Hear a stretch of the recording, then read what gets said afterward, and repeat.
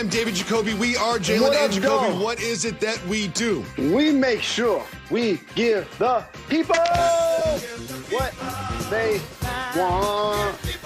The Colts beat the Packers. Taysom Hill looked like a real quarterback, and the Lakers upgraded their roster. But we start with where the football ended last night, and that was Patrick Mahomes with the ball. Under 2 minutes left in the game. What does he do? He rings the whole Chiefs down and then scores the game-winning touchdown to Travis Kelce, open in the end zone. Jalen, what did you think of the Super Bowl champions' big win last night against the Raiders? Eric Bieniemy and Andy Reid, they're just playing chess when everybody else playing checkers, Jacoby. Like, did Patrick Mahomes ever seem rushed or pressed? You know, they got the cheetah catching double-figure balls. They just dumping it down to him when they need to. Travis Kelce wide open in the end zone for the game-winning touchdown. Still the best tight end in the game. Clyde Edwards-Helaire was still running out of the backfield. Like, they're explosive. I want to give the Raiders a lot of credit for the way they've played against them both times this season. But the Chiefs are still, for me, head and shoulders the best team in the NFL, even though the Pittsburgh Steelers are the only undefeated squad remaining. They really did look like the best team in football last night, and they made it look easy, as you said. Was there any doubt that Patrick Mahomes was going to take them down and score a touchdown? Like, when he got the ball and he had 75 yards to go, you knew exactly what he was going to do. He was 6 for 7 on the drive. You mentioned Edwards-Helaire. He had a good game. First time he had more than one rushing touchdown a game. He had 2. It was just a really solid performance from them. And Derek Carr played well. The Raiders do give the Chiefs problems, but they didn't help themselves. They had a couple drops, which were big for them, especially the fullback Ingold. He dropped a couple big ones. Aguilar, Philadelphia fans remember that he doesn't always hold on to the ball when it's in the air. But again, it goes back to the Kansas City Chiefs being the best team in football, and they avenged this one loss they had this season to the Raiders and reestablished themselves as the team to beat, not just in the AFC, but in the entire league. Want to give a big shout to Darren Waller, who played really well. Love what Darren Waller's doing for the Raiders, but something tells me that they're not going to be too much problems for the Chiefs moving forward in the rest of this season. Jalen, what do you think about the Raiders? Can I give a big shout during the holiday season also? You kind of alluded to it. I'm glad Nelson Aguilar got a chance to go to the Raiders and kind of reinvent himself. But during this holiday season, I just want to thank the guy that was catching babies in Philadelphia out of the window. You know, I want to thank that guy. How about that, Jacob? I want to give thanks for him. And in that moment, he thought about his Eagles. You know, that's really impressive. But in all honesty, you're right, Waller, he that dude, man. He that dude. And watching him and Kelce go at it, that is going to be something special over the next few seasons.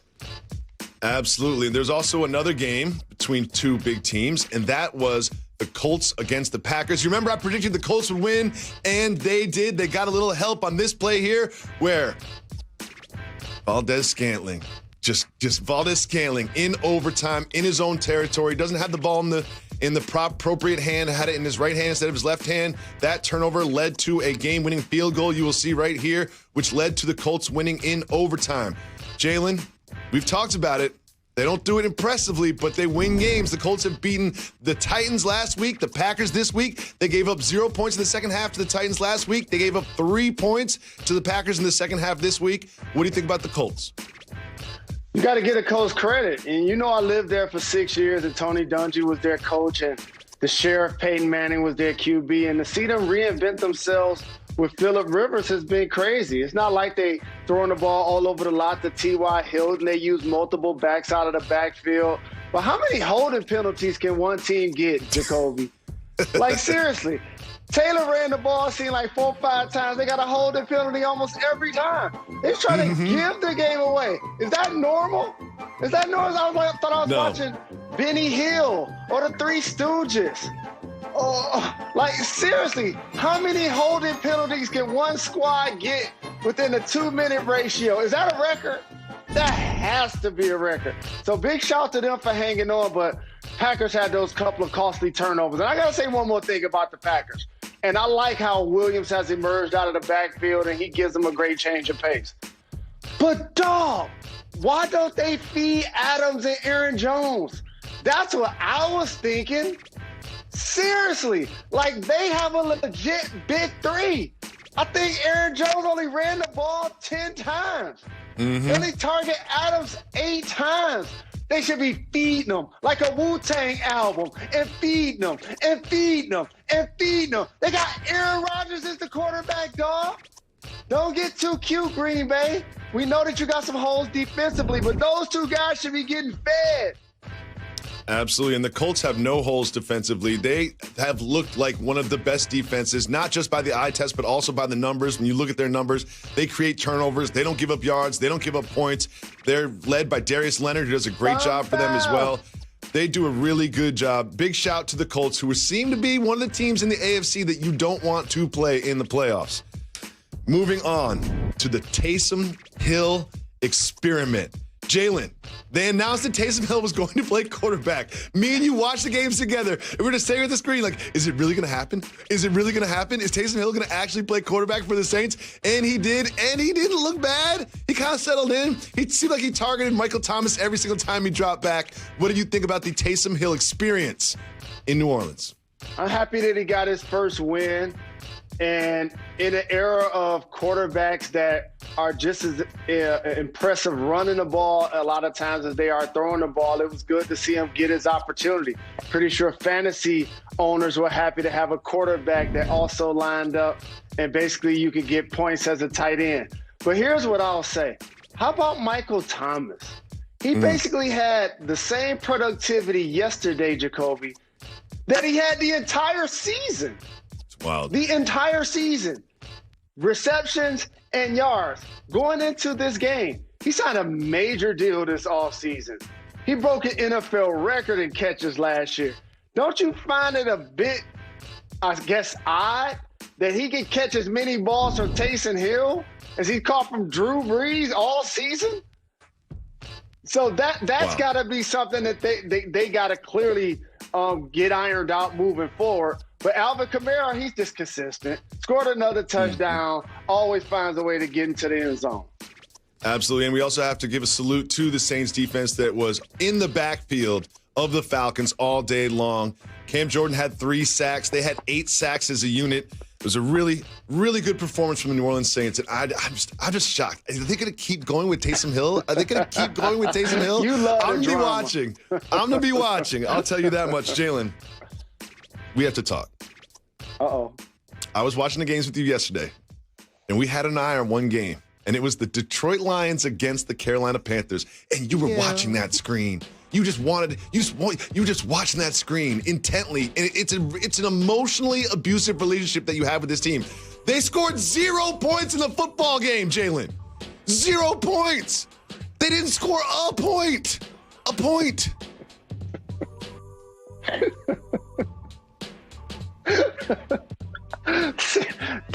Dog, but how about late in the game when we were losing and they were going hard count and it was 4th and 5 and we jump off sides and that didn't even get them the first down. It was 4th and inches.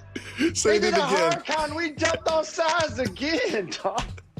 I can't make this up, dog. I cannot make this up, dog. We're the only team in the NFL that did not score yesterday, dog.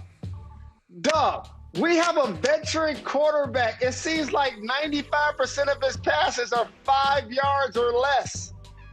They started somebody in the NFL for the first time, and props to him. It was great to see him get his opportunity through 2 interceptions.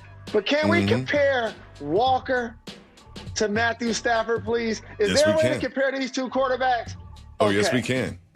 So there are going to be times when people talk to me about what we should do in the draft.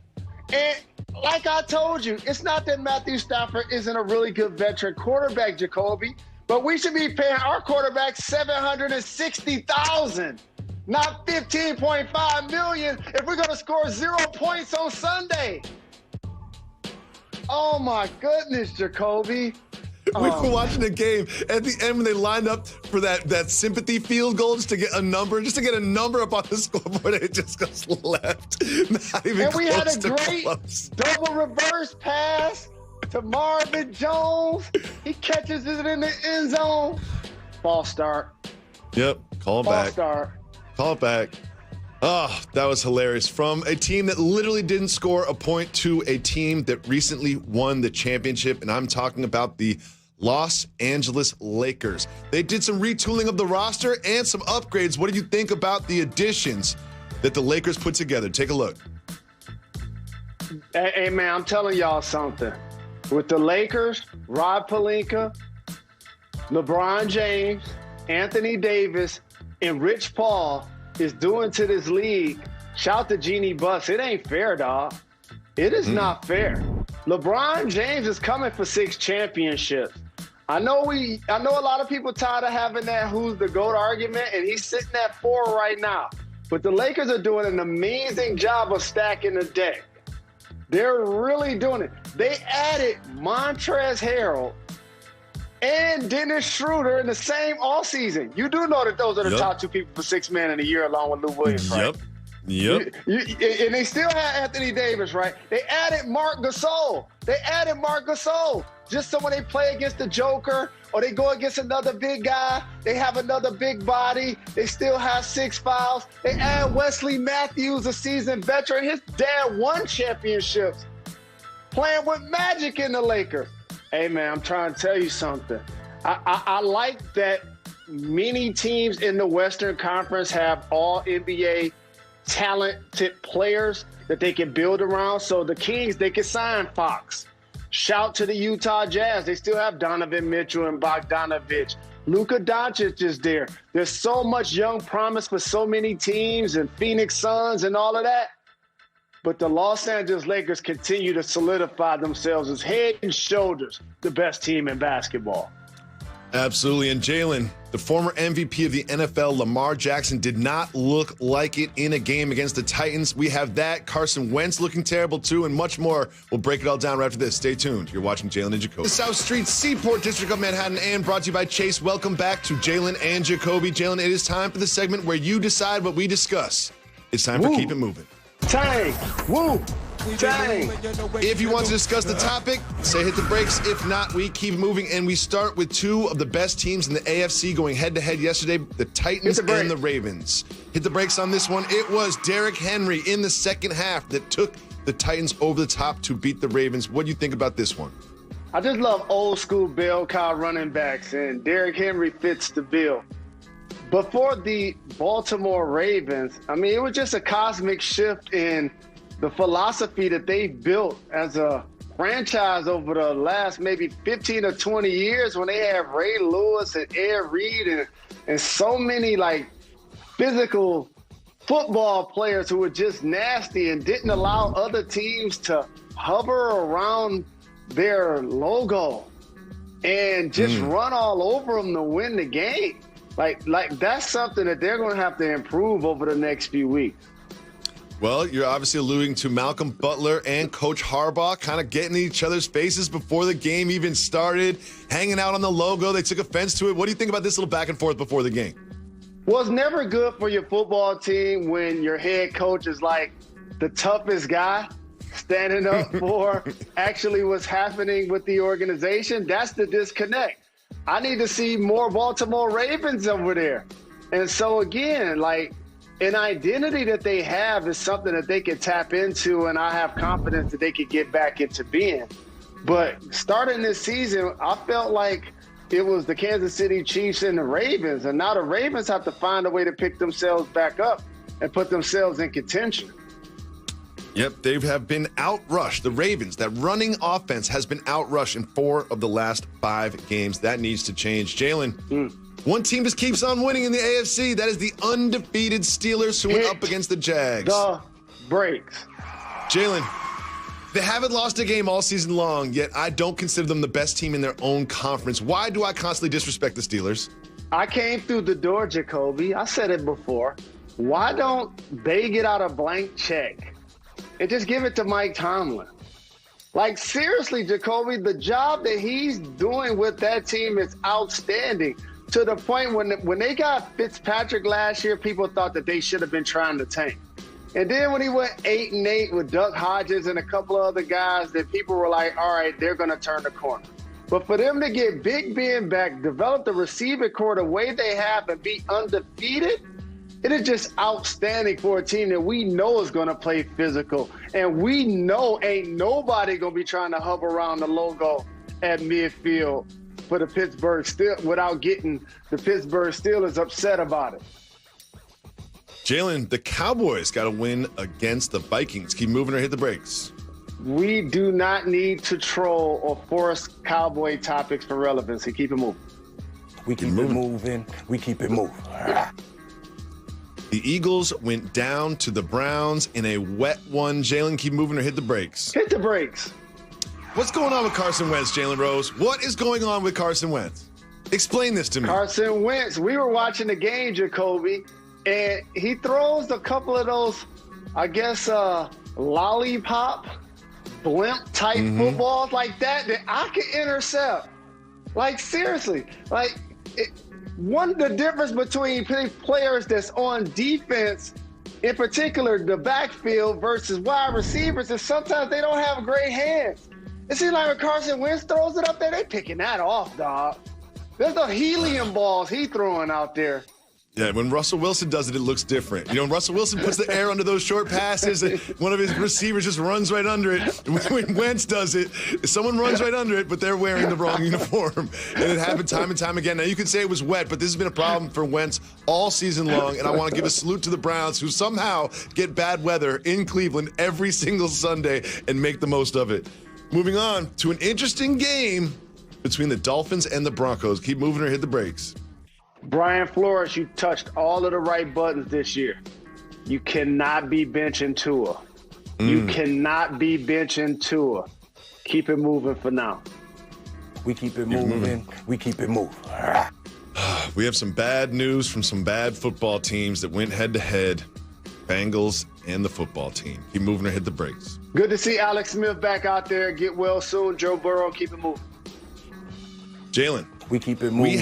We keep it moving. Some really interesting news about the Pope that has nothing to do with pictures he likes on Instagram. We'll tell you what that is. To Jalen and Jacoby. Jalen, Week 11 in the NFL continues tonight with a big matchup with two NFC teams. Going head-to-head, the Bucs and the Rams, both of these teams need a win to keep pace with the leaders of their division. What are you keying on in this one? A lot of elite NFL aficionados in tonight's game. You got Aaron Donald on the defensive line. You got Jalen Ramsey in the secondary representing the Rams. You got Sean McVay on the sideline for the Rams. And then obviously you have Tom Brady and all of the weapons they were able to amass with the Tampa Bay Buccaneers. This should be a really good game, Jacoby. The thing that I'm keying on is, can they keep Tom Brady upright? We know he gets rid of the football as fast as anyone in the NFL. However, he struggled to throw the deep ball. And the Rams are the best team at defending the deep ball. So for the Bucs, don't forget your run game. That would have to be the key to me if the Bucs are going to find a way to get it done. Yep, the Los Angeles Rams, we always think about Sean McVay and sort of scheming the offense, but it's been the defense that's held them together. You can see they've only allowed one touchdown in the second half in the last 6 games that they have played. And I just can't get that Saints-Bucks game out of my head. Every time I look at the Bucks, I try to convince myself about all the weapons that they have on both sides of the ball. I just can't get that Saints-Bucks game out of my head, and they need this one against the Rams to try to keep pace with the Saints in the NFC South. And Jalen, we have some really interesting news coming from the Vatican, of all places. There's a delegation of NBA players, 5 players and several officials from the NBPA. They're going out to meet with Pope Francis at the Vatican to discuss sort of social justice and the move that they made over the summer, particularly in the fight against social injustice. What are your thoughts about this historic event? International peace treaty flow, I love it. And NBA players continue to be trailblazers as it relates to trying to give back to their community to try to make our world a better place. But all I know is you just love the Pope even more than somebody on his Instagram follow the IG model's picture. That's the only reason why you want to talk about Jalen. I'm a very serious journalist, so I want to make sure that we have the facts correct. The Pope did not follow an IG model. The Pope's account may or may not have just double tapped the like button on a very racy picture of an IG model. And you know what? It just makes him relatable. You know, we're all just human beings at the end of the day. Sometimes we accidentally like something on Instagram. Now, I'm not saying the Pope himself did it, but somebody that has access to his account definitely double tapped on something that they did not mean to. And I hope it comes up when the NBA players have this very important, intense discussion with the Pope. Someone's got to bring it up. Like, someone has to bring it up. If you're going to meet the Pope today, you have to ask the question, please, when you're done talking about all the important things, when you're about to leave, just go over and say, hey, Pope Frankie, did you double tap that? Did you double tap that? Just to see what he says. Congratulations to the NBA players. This is a historic event. We don't mean to make light of it. It's obviously extremely important what they're doing. I think this is a monumentous, historic event. But please, before you leave, just ask him about the Instagram model. We will be back tomorrow at 2 p.m. on ESPN. Make sure you subscribe, rate, and review our podcast. There's always exclusive content on the pod. You're far.